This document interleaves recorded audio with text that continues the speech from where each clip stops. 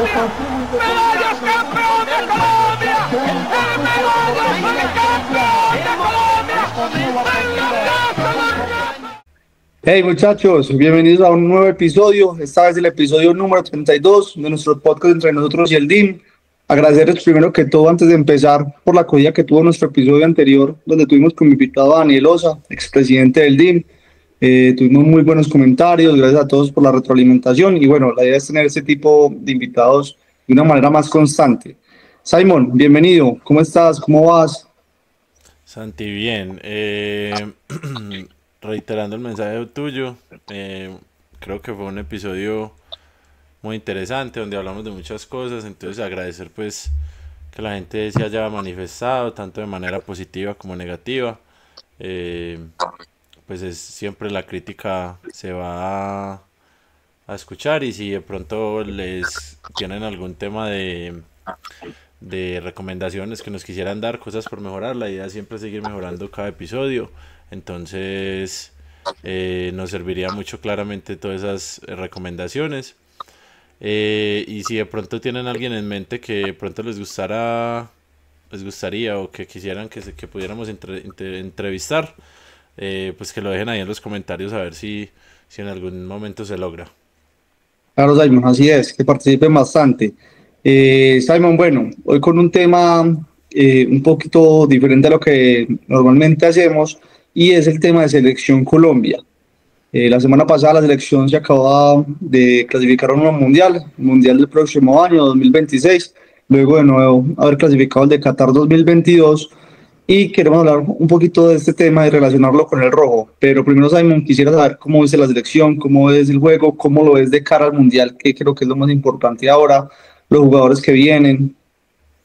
Bueno, yo creo que al fin y al cabo se logró el objetivo, Santi, que era clasificar. Creo que al final hubo un momento en que de pronto estábamos ahí como en una cuerda floja, por así decirlo, donde estábamos como preocupados.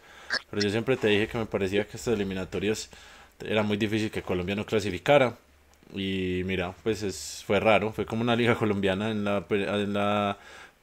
la penúltima doble fecha. Íbamos peleando el repechaje y terminamos quedando de terceros. Y pudimos haber hasta quedado de segundos si se nos hubiera dado un resultado. Entonces creo que... Sí, Decime. total, muy buena relación que es con la Liga Colombiana porque incluso pasó con el Medellín hace poco. Estábamos de 16, de un momento a otro estábamos de sextos y ya vamos de terceros con posibilidad de estar de segundos, si no estoy mal. Sí, si no estoy mal, no recuerdo ya bien, pero si no estoy mal, si Argentina le hubiera ganado a Ecuador, Colombia hubiera podido quedar de segundo. Total. Entonces decía que sí, pues que igual se logró el objetivo. Creo que pronto de las últimas clasificaciones es tal vez la que vamos con menos expectativa, porque Colombia tal vez no ha tenido el mejor juego después de la Copa América, pero igual un mundial es diferente siempre y siento que el ambiente de mundial siempre va a ser muy bonito. Yo creo que es un momento en donde el país se une casi que en hacerle fuerza a la selección, entonces es muy bueno eso.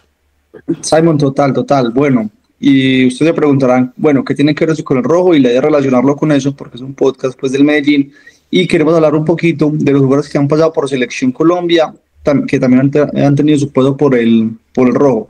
Sean canteranos, sea que los llamaron mientras estaban en el Medellín o que luego tuvieron un paso por el Medellín, pero queremos hablar un poquito más de esto y diferentes temas. ¿Listo?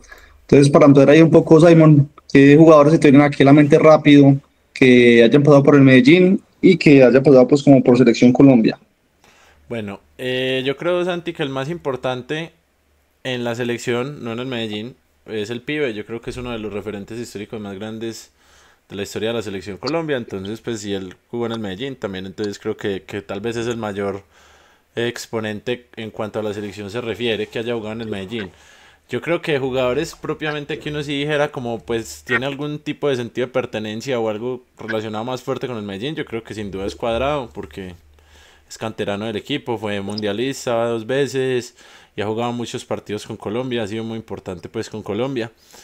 Y por último, pues no es jugador, pero creo que también ahí hay que hablar un poco de Peckerman. Peckerman también fue jugador del Medellín y pues estuvo en 2 mundiales con Colombia, nos volvió al mundial después de mucho tiempo, entonces creo que también es un personaje importante pues compasado en el Medellín y en la selección. Han obviamente otros jugadores, pero creo que estos son los que se me vienen a la mente. Simon, muy buen dato ese, porque yo creo que de pronto muchas personas que nos ven en el podcast no sabían que Peckerman tuvo un paso por el Medellín cuando era jugador. Sí, Valga la aclaración. incluso una de las hijas de Peckerman, si no estoy mal, nació acá en Medellín. Excelente, excelente. Bueno, creo que por ahí, para mencionar algunos otros, tres de nuestros mayores ídolos, creo que el top 3 indiscutiblemente, de ídolos del poderoso, también tuvieron paso por selección. Estoy hablando de David González, que incluso en la época 2016, cuando Messi queda campeón, creo que aún era convocado por Peckerman a la selección, si no me equivoco. Sí, él estuvo un tiempo estando en el Medellín en la última etapa de tercer portero. Tuvo una época no corta, tuvo varios llamados e incluso pues un amistoso tuvo la oportunidad de tapar. Obviamente Mao Molina, que hizo parte de esa selección campeona de Copa América, y si no me equivoco, Perota también hizo parte de esa selección. También. Entonces, esos tres importantes mencionarlos. Obviamente también Jackson Martínez, creo que su paso por la selección se vio un poco opacado por el buen momento que vivían entre los delanteros en ese momento de Colombia, porque le tocó competir con el mejor momento de Falcao, con el mejor momento de Vaca, con uno de los mejores momentos de Teo. Adrián Ramos también la luchaba ahí, si no estoy mal.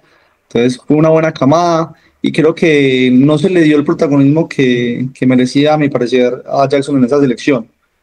Pero creo que pues, es uno de los referentes también a nivel Medellín, de los que tuvo participación en la selección. Totalmente de acuerdo, y en esa época hubo un debate grande, se debatía que por qué no jugaba Jackson, porque Jackson en esa época llegó a ser, creo que, si no el mejor, uno de los mejores 9 del mundo. Total, total. Por ahí en ese Mundial de 2014 tuvo una buena participación con Japón. Creo que era el primer colombiano que metía un doblete en un Mundial, si no estoy mal. Luego pues ya James también hace lo mismo, pero creo que Jackson logra hacerlo primero, si no estoy mal. Y luego con Uruguay también pues como que le es la titular y bueno, por ahí fue desapareciendo poco a poco de la selección. Pero bueno, Simon, hablábamos de la Copa América, de la selección campeona de la Copa América 2001. Por aquí tengo la lista de los jugadores que quedaron campeones. Los voy a mencionar y hacemos como el stop ahí en el nombre del jugador que le ha pasado por Medellín. Tengo de arqueros, Oscar Córdoba y Miguel Calero, creo que ninguno con paso en Medellín. Defensas, Iván Ramiro, Mario Yepes, creo que ninguno tampoco por paso por Medellín. Pero por acá aparece uno muy querido por la hinchada, zurdo, muy calidoso, y es Roberto Carlos del Choto Cortés. Sí, él estuvo en ese equipo y si no estoy mal era titular, si no recuerdo mal. Importante tanto en Medellín como en esa selección, y creo que fue pues convocado mientras estaba en la selección en Medellín. Uh-huh. Por acá aparece Iván López, que creo que no, Andrés Orozco, creo que en esa época sí, en Medellín. Era del Medellín. Uh-huh. Oscar Díaz, ese lo desconozco realmente, y luego aparece Gerardo Bedoya y Gerson González, creo que ambos sin paso por Medellín. Luego pasamos los... No sé mal, Gerardo Bedoya es hincha del Medellín, si no sé mal. Sí, esa no me la sabía. Pues, no, esa no la tenía. Inventándome un chisme, pues, porque no recuerdo bien, creo que sí. Bueno, está por averiguar el dato, buen dato ahí para corroborarlo. En volantes, por aquí viene uno, que si bien en ese momento Medellín nada que ver con ese jugador y un par de años después tampoco, pero luego tiene un paso por el Medellín que es Freddy el Totono Grisales. Esa época cuando llegó el Totono, eso fue muy polémico, ¿te acuerdas? Muy polémico, muy polémico. Incluso se decía, pues las malas lenguas decían que cuando Medellín le ganó la final a Nacional, Totono se había ido a celebrar con los del Medellín. Para saber uno si sí o no, pero bueno. Pues es como que si vos llegaras y tuvieras, qué sé yo, un jugador del Medellín, un ídolo del Medellín, y de la nada saliera con que no, yo siempre he sido hincha del Nacional y me voy para Nacional, pues eso es... Pues... Tal cual, sí, sí. Para los que no tenían ahí, el Totono, ahí jugó en Medellín. Incluso me acuerdo que el Totono llega, creo que en el mismo semestre con el Chumi, que también había pasado por Nacional hace poquito. Bueno, luego tenemos a Fabián Vargas, que creo que no. Y luego, uno de los más talentosos, uno de los mejores 10 que yo he visto pues, en el fútbol colombiano.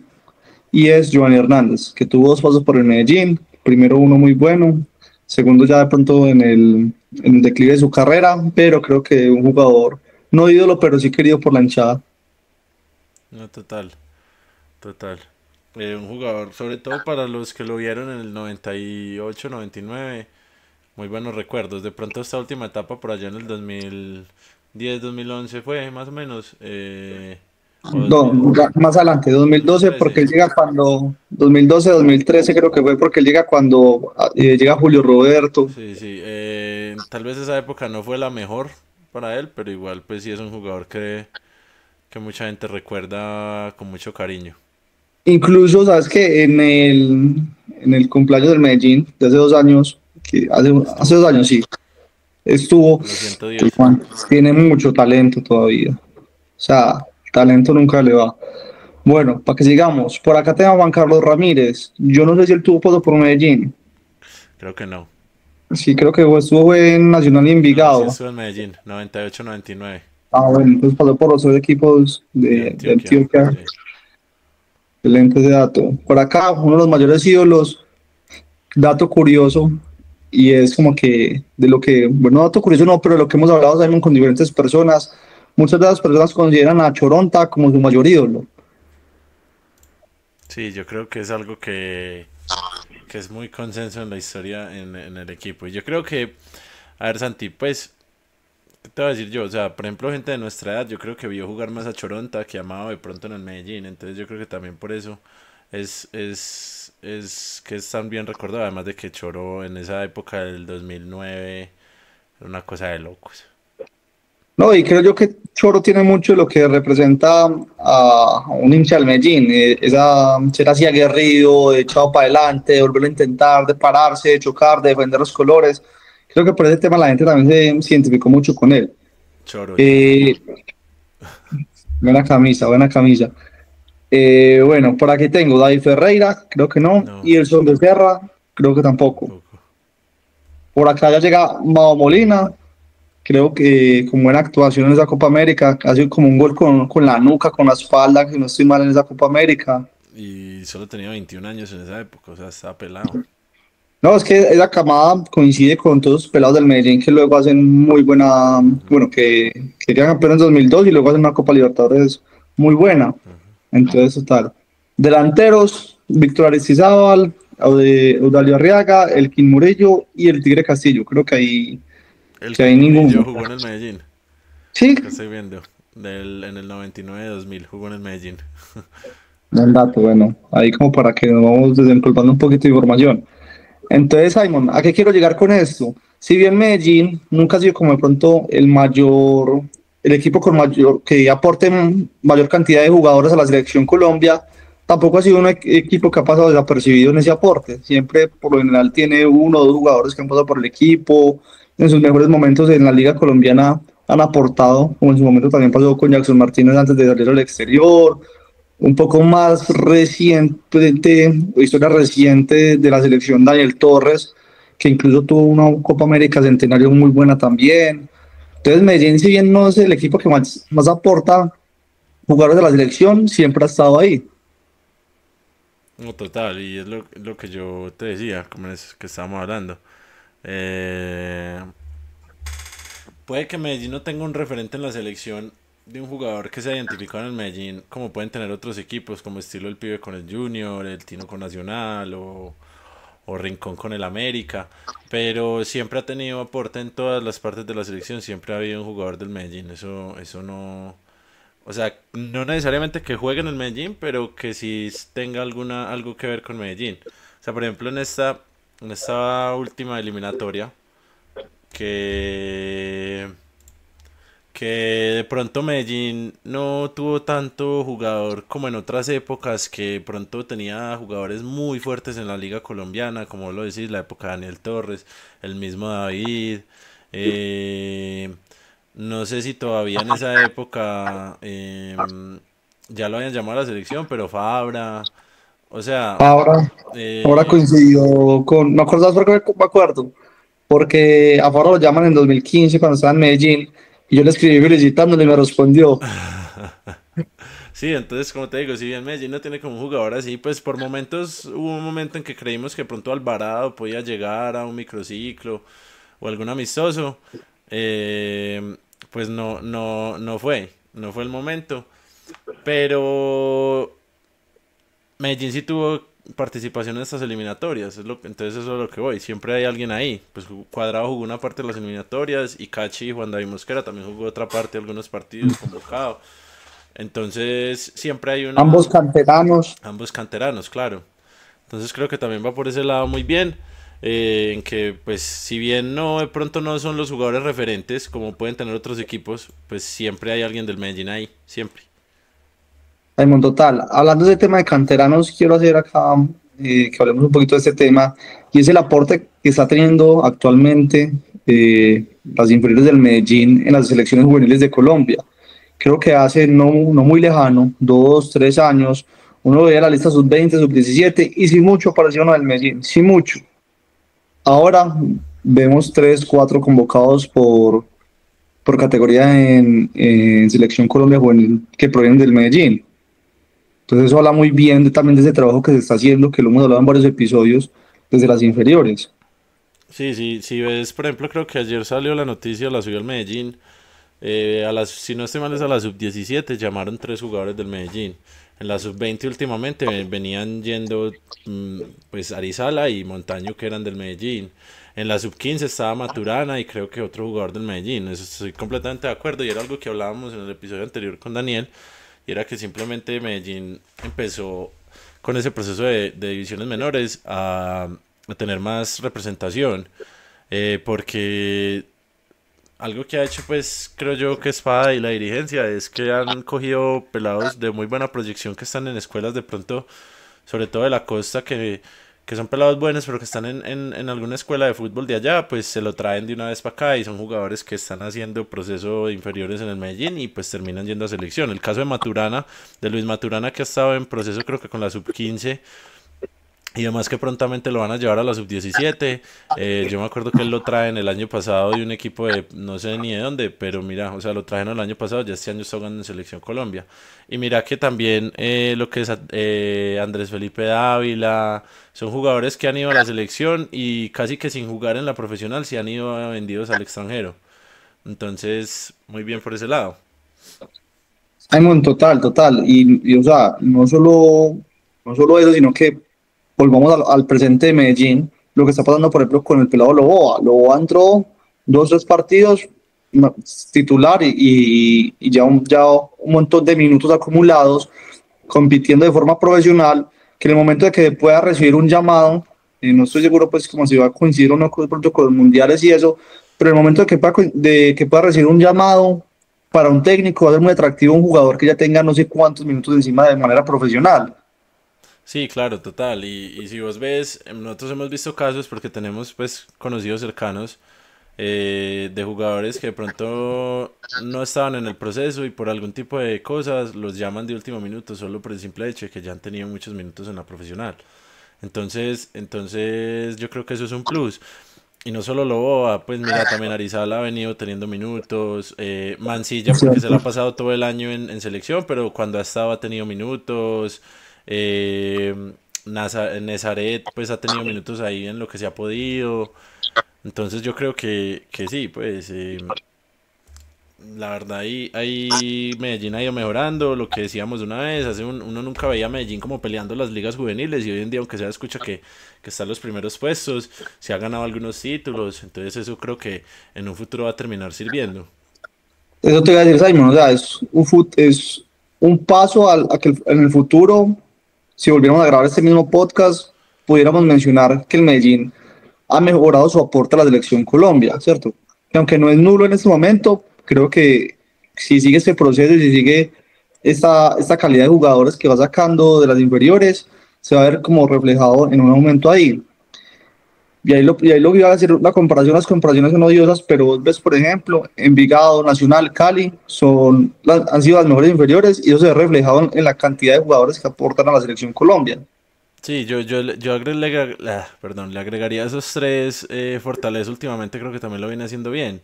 Entonces es lo que yo te decía, o sea, en estos días hablábamos de eso cuando Medellín le costó un poco con Fortaleza Copa, me decía, no, pero es que Fortaleza y yo, o sea, Fortaleza creo yo que es un equipo, obviamente Medellín no tiene por qué perder con Fortaleza, no estoy diciendo eso, porque es un equipo que está en un menor nivel, pero Fortaleza viene en un proceso muy bueno, donde es un equipo que juega muy bien, por eso hablábamos mucho de que cuando se prestó a Escorcia para allá, era un préstamo muy positivo para él, porque es un equipo que es bueno en potenciar jugadores.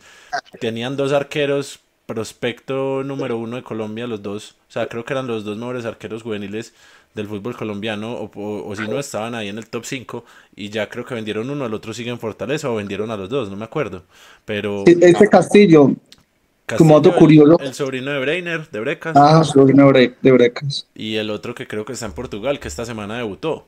Entonces, Ujú.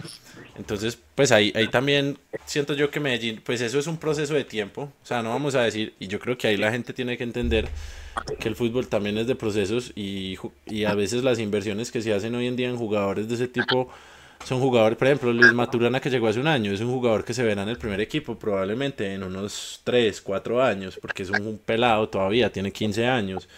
Lo, Simón, y eso que si lo alcanzamos a ver y no sale antes vendido. Exactamente, exactamente, porque mira que por ejemplo el caso de Miguel Monsalve que debuta tan joven y pues al principio le cuesta, porque es que son pelados que a los 16 años no todo el mundo está preparado para debutar. Hay casos, sí, pero pues los Lamine Yamal no son casos muy comunes y menos en Colombia. Exacto. Simón, sí, total, total. Y creo que para complementar ahí, el plus que tienen Fortaleza con respecto a eso, que también es un proceso, es que tienen la oportunidad o tienen como la tranquilidad de darle más posibilidad a los jóvenes. Un equipo como Medellín no tanto, ¿cierto? Porque tiene jugadores de mucho más nombre, de mucho más peso, entonces ahí se complica un poco más. Entonces, como Fortaleza con ese plus ha venido aportando a las selecciones juveniles y posiblemente se ha reflejado en unos cuantos años en selecciones mayores. Sí, total, y no sé Santi si viste en estos días las declaraciones de Andrés Oroz con el que él decía, es pues porque Envigado pues prácticamente está en la B ya, pues eso prácticamente está sellado, pues es muy difícil que se salve. Y él decía, de pronto el momento del equipo no se debe al modelo de Envigado, sino simplemente a que Envigado en los últimos años, y es totalmente cierto, se había dedicado a tener en la titular 5 6 7 jugadores que no eran canteranos, sino veteranos de otros equipos, y de pronto ahí es que empezó mal. En este momento cambiaron de nuevo y están jugando más juveniles, y si bien Envigado no se va a salvar probablemente, creo que ha mejorado porque son pelados que vienen en un proceso desde pequeños con el equipo, que conocen la institución, conocen todo, ya vienen acercados hace rato. Y pues obviamente el modelo de Envigado siempre ha sido exitoso, pues.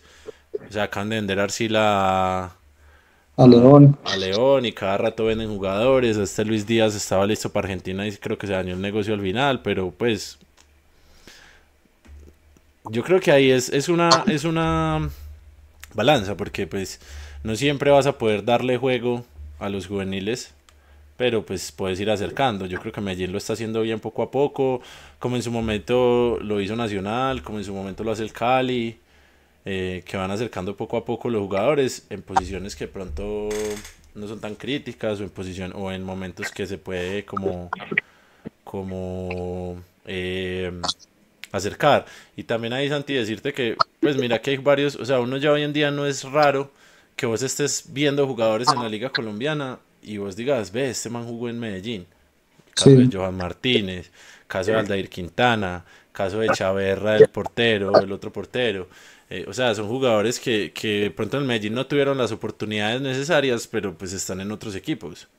Bueno, eso me la de Titi Rodríguez, Brian Castrillón, que se me hace, o al principio, no, perdón, el semestre pasado con Farías tuvieron mucho más protagonismo y eran de los de mejor rendimiento en Junior. Total, Entonces, total. total. Y por ejemplo, mira el dato random de hoy, el pelado que hizo los goles en Champions contra el Benfica, Camilo Durán, juvenil del Medellín, nadie lo tiene en el radar, o sea, se ha ido moviendo así, no sea como algo que sea muy vistoso, pues hay juveniles del Medellín por el mundo. De acuerdo, de acuerdo. Bueno, cambiando un poco de tema, que ha sido un poco controversial cada que hay partido, y sobre todo cada que se pierde, y es el tema del estadio de la selección. Mucha gente dice que deberían cambiar la sede y sobre todo traerlo acá a Medellín, que es donde de pronto están dos de las mejores hinchadas del país, que las estadísticas lo respaldan con asistencia. y el fútbol también respalda, digamos que la zona, que es Medellín, como, como la ciudad con mayor número de finales jugadas en los últimos años. ¿Qué pensás de eso? De mover a la selección de estadio, específicamente, por ejemplo, a Medellín. Santi, no sé, yo siempre he tenido el pensamiento de que debería ser rotativo, dependiendo del rival. Siempre lo he pensado así. Pero yo creo que estas eliminatorias nos mostró algo. Uno tiene que sacar ventaja como pueda. Y yo creo que Barranquilla es una ventaja en cuanto al calor con algunas selecciones que va muy bien. Yo siempre he dicho, hay que ser inteligentes. Por ejemplo, para mí, si vas a jugar con Argentina o con Brasil, para Bogotá, sí o sí, porque es la ciudad más alta. Eh, pero si vas a jugar con otro equipo, pues Barranquilla es una buena opción. Mira que, por ejemplo, Bolivia clasificó a punta de una ventaja geográfica. Entonces yo creo que, Total. y estaba escuchando en estos días que Perú estaba pensando hacer lo mismo, porque saben que si no es de esa manera no clasifican. Ve, Simon, vos sabías que, por ejemplo, ahí en Lima hay tres estadios. O sea, uno es de Alianza Lima, uno de Sí, Universitario claro. y el estadio de la selección es uno solo. Sí, sí, no sabía el de la selección, pero sí sabía. Es que uno cree que no, pero Perú es un equipo, un país muy futbolero. Sí, sí, bueno, me pareció muy curioso, muy bacano como esa infraestructura a nivel fútbol que tienen. ¿Saben? Bueno, volviendo al tema del estadio de la sede a Medellín, por ejemplo, específicamente, que yo quiero como hacer mi aporte ahí es como que, primero, yo creo que la dejaría en Barranquilla porque es donde más se siente cómodo, donde Está la más saca sede. ventaja en general, está la sede. Y segundo, el tema de la farándula que tanto se critica y eso, es que la farándula va a entrar donde sea. Si es en Medellín, va a entrar en Medellín. Si es en Bogotá, va a entrar en Bogotá. Entonces no es tanto eso de que la gente apoye en X o Y ciudad, porque igual, como esa farándula va a estar en donde juegue. Yo creo que es un tema que genera más de discusión de la que es. Creo que sí de pronto se puede es como, eh, no sé cómo decir eso, pero como meter un poco más de barrismo, por así decirlo, al tema de la selección.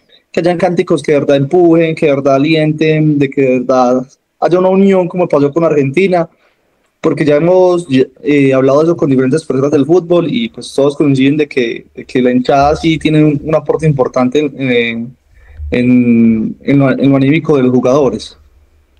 No, total. Igual, yo creo que eso lo hablamos, si no estoy mal, ya lo hablamos en un episodio.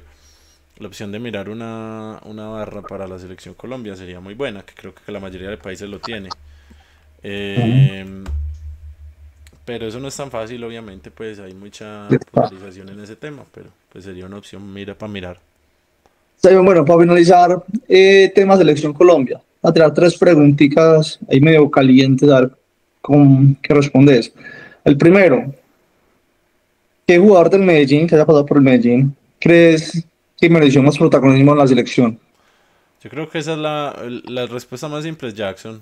Yo creo que siempre pensamos que Jackson debe haber tenido más oportunidades en la selección.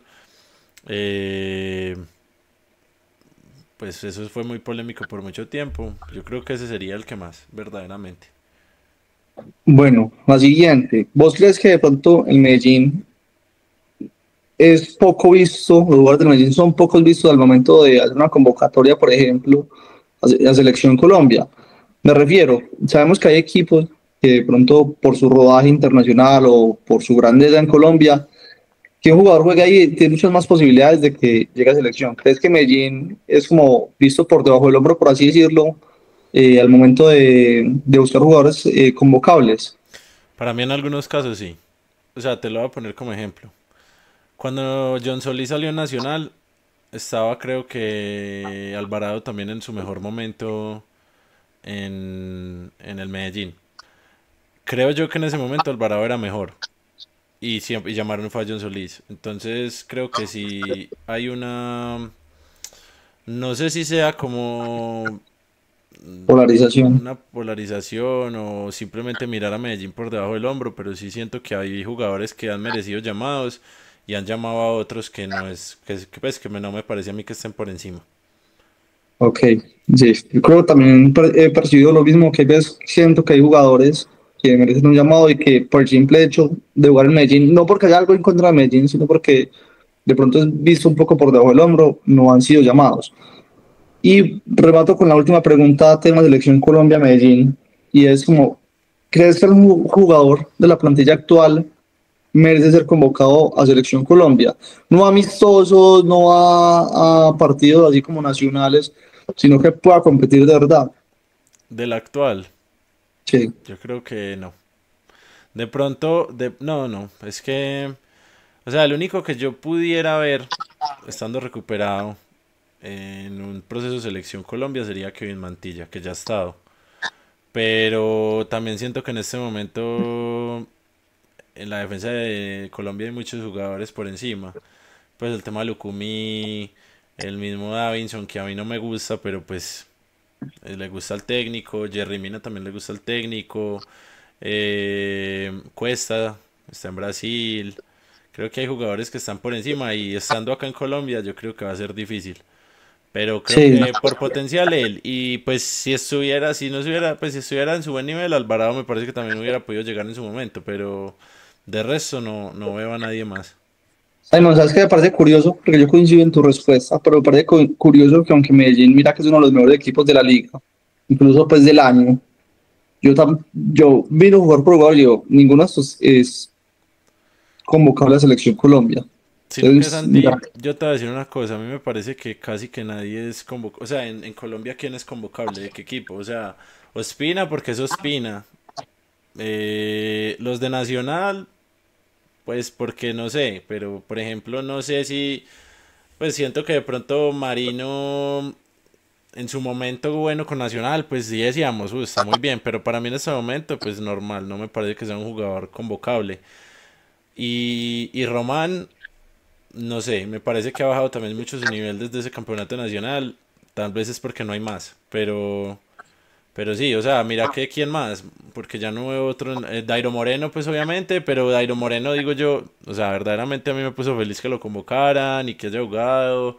Y me parece también como un cierre muy un bonito a su reconocimiento. carrera, un reconocimiento a su carrera. Pero Dairo Moreno no va a ir al mundial, por ejemplo, ¿sí me entendés? Entonces va más por ahí.